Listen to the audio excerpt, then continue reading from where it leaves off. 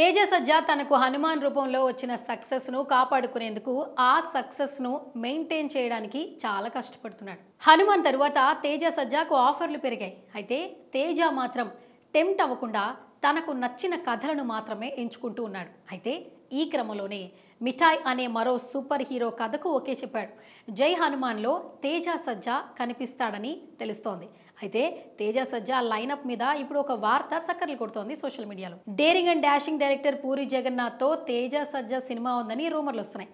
వీటిపై నెట్టింట్లో చర్చలే జరుగుతున్నాయి. ప్రస్తుతం పూరి జగన్నాథ్ రామ్తో డబుల్ స్మార్ట్ సినిమాను తీస్తున్న సంగతి మనందరికీ తెలుసు. అయితే పూర్తిగా పూరి జగన్నాథ్ ఈ మూవీ తర్వాత ఏం చేస్తాడు, ఇంతవరకు ఒక క్లారిటీ అయితే రాలేదు. తాజాగా పూరి జగన్నాథ్ కొత్త మూవీపై చర్చలు మొదలయ్యాయట.